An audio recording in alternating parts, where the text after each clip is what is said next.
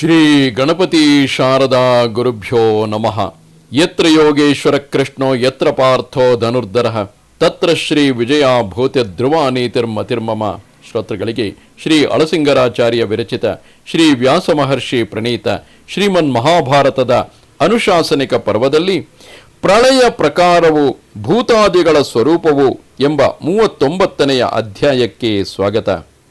ಸೃಷ್ಟಿಕ್ರಮವನ್ನು ಕುರಿತು ಹೇಳುತ್ತಾ ಸನತ್ಕುಮಾರರು ನಾರದರಿಗೆ ಹೇಳುತ್ತಾರೆ, ಅರ್ಧ ಸ್ರೋತಸ್ಸು ತಿರಿಯಕ್ ಸ್ರೋತಸ್ಸು ಎಂಬ ಸೃಷ್ಟಿಗಳೆರಡಕ್ಕೂ ಊರ್ಧ್ವ ಸ್ರೋತಸ್ಸು ಎಂಬ ಸೃಷ್ಟಿಯೇ ಈಶ್ವರನು. ಅಂದರೆ ಇಲ್ಲಿ ಪ್ರಾಣಿಗಳಿಗೂ, ಅಂದರೆ ಇಲ್ಲಿ ತಿರಿಯಕ್ ಸ್ರೋತಸ್ಸು ಎಂದರೆ ಅಡ್ಡಲಾಗಿ ಬೆಳೆಯುವ ಪ್ರಾಣಿಗಳಿಗೂ, ಅಧಸ್ರೋತಸ್ಸು ಎಂದರೆ ಕೆಳಗೆ ಬೆಳೆಯುವಂತಹ ವೃಕ್ಷಾದಿಗಳಿಗೂ, ಊರ್ಧ್ವ ಸ್ರೋತಸ್ಸು ಎಂದರೆ ಮನುಷ್ಯಾದಿ ದೇವವರ್ಗಗಳೇ ಈ ಸಮಸ್ತ ಸೃಷ್ಟಿಗೂ ಈಶ್ವರರು ಎಂದರೆ ನಿರ್ವಾಹಕನೆಂದು ತಿಳಿಯಬೇಕು.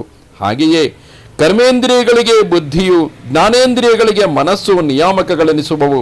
ಮನಸ್ಸಿಗೆ ಶಬ್ದ ಸ್ಪರ್ಶಾದಿ ಗುಣಗಳುಳ್ಳ ಪಂಚಭೂತಗಳು ನಿಯಾಮಕಗಳು. ಆ ಭೂತಗಳಿಗೆ ಪರಮೇಷ್ಠಿ ಎನಿಸಿದ ಬ್ರಹ್ಮನು ಈಶ್ವರನು. ಓ ನಾರದ ಮುನೀಂದ್ರ, ಇಂತಹ ಉತ್ತಮ ಧರ್ಮಗಳಲ್ಲಿ ನೀನು ತಿಳುವಳಿಕೆ ಇಲ್ಲದವನಲ್ಲ. ಆದರೂ ಹೇಳುವೆನು, ಕಲ್ಪಾಂತವೆಂದು ಕರೆಯಲ್ಪಡುವ ಬ್ರಹ್ಮದೇವನ ಹಗಲಿನ ಕೊನೆಯಲ್ಲಿ ಪ್ರಳಯಾಗ್ನಿಯು ತನ್ನ ಪೂರ್ಣ ಜ್ವಾಲೆಗಳನ್ನು ಕೆದರಿ ಲೋಕವನ್ನೆಲ್ಲ ದಹಿಸಿಬಿಡುವುದು. ಅದರಿಂದ ಸ್ಥಾವರ ಜಂಗಮಾತ್ಮಕಗಳಾದ ಎಲ್ಲ ವಸ್ತುಗಳು, ಪಂಚಭೂತಗಳು ದಗ್ಧವಾಗಿ ತಮ್ಮ ತಮ್ಮ ಕಾರಣ ವಸ್ತುಗಳಲ್ಲಿ ಲಯಿಸುವವು. ಭೂಮಿಯೆಲ್ಲವೂ ಪ್ರಳಯಕಾಲಾಗ್ನಿಯಿಂದ ದಗ್ಧವಾಗಿ ಅದರ ಮೇಲಿನ ಗಿಡ ಮರ ಹುಲ್ಲು ಕಡ್ಡಿಗಳೆಲ್ಲವೂ ಭಸ್ಮೀಭೂತವಾಗಿ ಅದರ ನೆತ್ತಿಯು ಆಮೆಯ ಬೆನ್ನಿನಂತೆ ಕಾಣುವುದು. ಸ್ಥಾವರ ಜಂಗಮಗಳೆಲ್ಲವೂ ಆ ಭೂಮಿಯಲ್ಲಿ ಅಡಗಿ ಹೋದ ಮೇಲೆ ಆ ಭೂಮಿಯು ಲಯಿಸಿ ಅದರ ಗಂಧಗುಣವು ಹೋಗಿ ಜಲರೂಪವಾಗುವುದು. ಆಮೇಲೆ ಸೂರ್ಯನ ಕಿರಣಗಳ ತಾಪದಿಂದ ಆ ಜಲವು ಶೋಷಿಸಿ ಹೋಗುವುದು. ಆಗ ನೀರಿನ ಗುಣವಾದ ರಸತನ್ಮಾತ್ರವು ತೇಜಸ್ಸೆನಿಸಿದ ಸೂರ್ಯನಲ್ಲಿ ಲಯ ಹೊಂದುವುದು. ಆ ತೇಜಸ್ಸಿನ ತಾಪದಿಂದ ಅಂತರಿಕ್ಷಗತಗಳಾದ ಭೂತಗಳೆಲ್ಲವೂ ದಹಿಸಲ್ಪಟ್ಟು ಆಕಾಶವೆಲ್ಲ ಅಗ್ನಿಮಯವಾಗುವುದೆಂದು ಹೇಳುವರು. ಆ ಅಗ್ನಿಯನ್ನು ವಾಯುವು ತನ್ನಲ್ಲಿ ಅಡಗಿಸಿಕೊಳ್ಳುವುದು. ಆ ಗಾಳಿಯನ್ನು ಸೂರ್ಯನು ಎಳೆದುಕೊಳ್ಳುವನು. ಆ ವಾಯುವಿನ ಗುಣವಾದ ಸ್ಪರ್ಶವನ್ನು ಆಕಾಶವು ಒಳಗೊಳ್ಳುವುದು. ಆಗ ವಾಯುವು ಅಡಗಿ ಹೋಗಿ ಆಕಾಶವು ಮಾತ್ರ ತನ್ನ ಶಬ್ದ ಗುಣಗಳೊಡನೆ ಉಳಿದಿರುವುದು. ಆ ಶಬ್ದ ಗುಣವನ್ನು ಮನಸ್ಸೆಂಬುದು ತನ್ನಲ್ಲಿ ಅಡಗಿಸಿಕೊಳ್ಳುವುದು. ಆಗ ದಿಗಾತ್ಮಕವಾದ ಆಕಾಶವೆಂಬುದು ತನ್ನ ಶಬ್ದ ಗುಣವನ್ನು ನೀಗಿ ನಿರ್ಗುಣವಾಗಿ ನಿಲ್ಲುವುದು. ಆಮೇಲೆ ಸಂಕಲ್ಪವೆಂಬುದು ವೃದ್ಧಿಯಾಗುವುದು. ಆಮೇಲೆ ಅದಕ್ಕೆ ಆಧಾರವಾದ ಚಿತ್ತವು ತನ್ನ ಶಕ್ತಿಯಿಂದ ಸಂಕಲ್ಪವನ್ನು ತನ್ನಲ್ಲಿ ಅಡಗಿಸಿಟ್ಟುಕೊಳ್ಳುವುದು. ಆಮೇಲೆ ಆ ಚಿತ್ತವನ್ನು ಅಹಂಕಾರವು ಗ್ರಸಿಸುವುದು. ಆಮೇಲೆ ಅಹಂಕಾರವು ಮಹತ್ತತ್ವವಾಗುವುದು. ಸೃಷ್ಟಿಕರ್ತನಾಗಿ ಮಹತ್ತೆನಿಸಿಕೊಳ್ಳುವ ಬ್ರಹ್ಮದೇವನು ಆ ಅಹಂಕಾರವನ್ನು ಗ್ರಸಿಸುವನು. ಆ ಅಹಂಕಾರವು ಹೋದ ಮೇಲೆ ಮಹತ್ತೆಂಬ ಆ ಬ್ರಹ್ಮನು ಮಾತ್ರವೇ ನಿಲ್ಲುವನು. ಆ ಬ್ರಹ್ಮದೇವನು ತ್ರೈಲೋಕ್ಯದಲ್ಲಿಯೂ ತ್ರಿಮೂರ್ತಿಗಳಲ್ಲಿಯೂ ಮೊದಲನೆಯವನು. ಕಠಿಣವೋ ದ್ರವವೋ ಆಗಿ ವ್ಯವಸಾಯವೇ ಗುಣವಾಗಿ ಉಳ್ಳ ಈ ಪ್ರಪಂಚವನ್ನೆಲ್ಲ ಸೃಷ್ಟಿಸಿದ ಬ್ರಹ್ಮದೇವನು ವ್ಯಕ್ತ ಅವ್ಯಕ್ತಗಳೆಂಬ ಕಾರ್ಯ ಕಾರಣಗಳೆರಡನ್ನು ಕೊನೆಗೆ ತನ್ನಲ್ಲಿ ಲಯಗೊಳಿಸಿಕೊಳ್ಳುವನು ಎಂಬುದು ನಿಶ್ಚಯವು. ನಾಶವಿಲ್ಲದ ಪ್ರಕೃತಿಗೆ ಪ್ರಳಯವೆಂಬುದು ಇದೇ.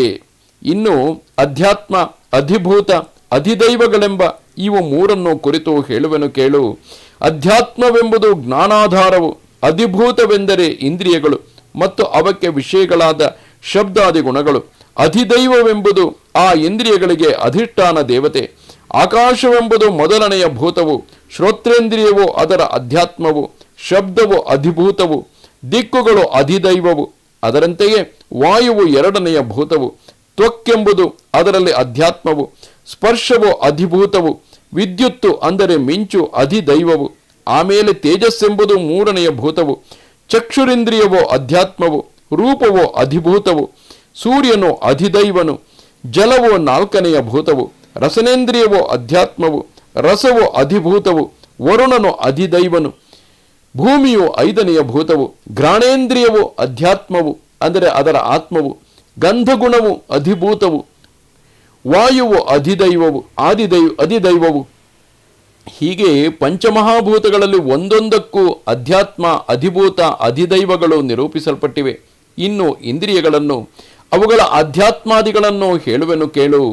ಕರ್ಮೇಂದ್ರಿಯಗಳಲ್ಲಿ ಪಾದವು ಅಧ್ಯಾತ್ಮವು, ಗಮ್ಯ ಸ್ಥಳವೋ ಅಧಿಭೂತವು, ವಿಷ್ಣುವೋ ಅಧಿದೈವವು, ಹಸ್ತವೋ ಅಧ್ಯಾತ್ಮವು, ನಡೆಸಬೇಕಾದ ಕಾರ್ಯವೋ ಅಧಿಭೂತವು, ಇಂದ್ರನು ಅಧಿದೈವನು, ಪಾಯುವೋ ಅಧ್ಯಾತ್ಮನು, ಜಲಮಲ ವಿಸರ್ಜನೆಗಳೇ ಅಧಿಭೂತವು, ಮಿತ್ರನು ಅಧಿದೈವನು, ಜನನೇಂದ್ರಿಯವೋ ಅಧ್ಯಾತ್ಮವು, ಆನಂದವು ಅಧಿಭೂತವು, ಪ್ರಜಾಧಿಪತಿಯು ಅಧಿದೈವವು, ಆಮೇಲೆ ವಾಕ್ಕು ಅಧ್ಯಾತ್ಮವು, ನುಡಿಯತಕ್ಕ ಮಾತು ಅಧಿಭೂತವು, ಅಗ್ನಿಯು ಅಧಿದೈವವು, ಮಹತ್ತಿನಿಂದ ಉಂಟಾದ ಅಹಂಕಾರವೆಂಬುದು ಅಧ್ಯಾತ್ಮವು, ಅದರ ಕಾರ್ಯವಾದ ಅಭಿಮಾನವು ಅಧಿಭೂತವು, ವಿರಿಂಚನು ಅಧಿದೈವವು, ಬುದ್ಧಿಯು ಅಧ್ಯಾತ್ಮವು, ನಿಶ್ಚಯ ಜ್ಞಾನವು ಅಧಿಭೂತವು, ಬ್ರಹ್ಮನು ಅಧಿದೈವವು.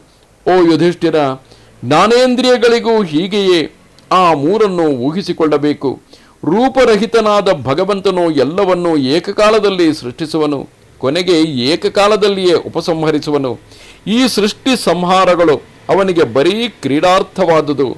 ಸೂರ್ಯನು ಆಗಾಗ ತನ್ನ ಕಿರಣಗಳನ್ನು ಪ್ರಸರಿಸಿ ತಿರುಗಿ ಉಪಸಂಹರಿಸಿಕೊಳ್ಳುವಂತೆ ಭಗವಂತನು ಗುಣಗಳೆನ್ನಿಸಿಕೊಳ್ಳುವ ವಿಕೃತಿ ವಸ್ತುಗಳನ್ನೆಲ್ಲ ಸೃಷ್ಟಿಸುತ್ತಲೂ ಉಪಸಂಹರಿಸುತ್ತಲೂ ಇರುವನು. ಇದಕ್ಕೆ ಇನ್ನೂ ಅನೇಕ ದೃಷ್ಟಾಂತಗಳನ್ನು ಹೇಳಬಹುದು. ಸಮುದ್ರದಲ್ಲಿ ಅಲೆಗಳು ಎದ್ದೆದ್ದು ಅಲ್ಲಿಯೇ ಅಡಗುವವು. ಆಕಾಶದಲ್ಲಿ ವಾಯುಪ್ರೇರಿತಗಳಾದ ಮೇಘಗಳು ಮಿಂಚು ಗುಡುಗುಗಳೊಡನೆ ಆರ್ಭಟಿಸಿ ತೋರುತ್ತಾ ಅಲ್ಲಿಯೇ ಮರೆಯಾಗುವವು. ಆಮೆಯು ತನ್ನ ಅಂಗಗಳನ್ನು ಹೊರಕ್ಕೆ ನೀಡಿ ಹಾಗೆಯೇ ಎಳೆದುಕೊಳ್ಳುವವು. ಈ ರೀತಿಯಲ್ಲಿಯೇ ಭಗವಂತನು ಸತ್ವ ರಜಸ್ ತಮಸ್ಸುಗಳೆಂಬ ಗುಣಗಳ ಪರಿಣಾಮ ರೂಪವಾದ ಲೋಕಗಳನ್ನು ಹೊರಗೆ ಬಿಟ್ಟು ತಿರುಗಿ ತನ್ನಲ್ಲಿಯೇ ಅಡಗಿಸಿಕೊಳ್ಳುವನು. ಆ ಭಗವಂತನು 25ನೆಯ ತತ್ವವು. ಅವನು ಶುದ್ಧ ಚೈತನ್ಯ ಸ್ವರೂಪನು. ಆ ಭಗವಂತನ ಸಂಬಂಧದಿಂದಲೇ ಪ್ರಕೃತಿಯು ಪ್ರಪಂಚವನ್ನು ಉಂಟು ಮಾಡುವುದು.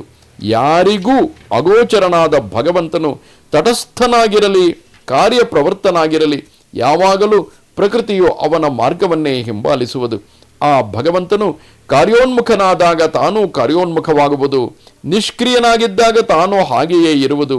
ಜರಾಮರಣಗಳಿಲ್ಲದವನೂ ತನಗೆ ಕ್ಷೇತ್ರವೆನಿಸಿದ ಪ್ರಕೃತಿಯನ್ನು ಬಲ್ಲವನೂ ನಾರಾಯಣನೆಂದು ಪ್ರಸಿದ್ಧಿಗೊಂಡವನು ಆದ ಆ ಪರಮ ಪುರುಷನೇ ಸಹಜವಾಗಿ ಕಾರ್ಯಗಳನ್ನು ನಡೆಸುವವನು ಎಂದನು. ಸನತ್ಕುಮಾರನು ನಾರದನಿಗೆ ತಿಳಿಸಿದ ಈ ಸೃಷ್ಟಿ ಪ್ರಳಯ ಕ್ರಮವನ್ನು ಕಿವಿಯಿಂದ ಕೇಳಿದವನೂ ಕೂಡ ಯಾಗ ಫಲವನ್ನು ಹೊಂದುವನು. ಇದು ಶ್ರೀ ಮಹಾಭಾರತದ ಅನುಶಾಸನಿಕ ಪರ್ವದ 39ನೆಯ ಅಧ್ಯಾಯವು. ನಮಸ್ತೆ ಶಾರದೆ ದೇವಿ ಕಾಶ್ಮೀರ ಪುರವಾಸಿನಿ ತ್ವಾಮಹಂ ಪ್ರಾರ್ಥೆಗೆ ನಿತ್ಯಂ ವಿದ್ಯಾದಾನಂಚ ದೇಹಿಮೆ. ನಮಸ್ಕಾರ.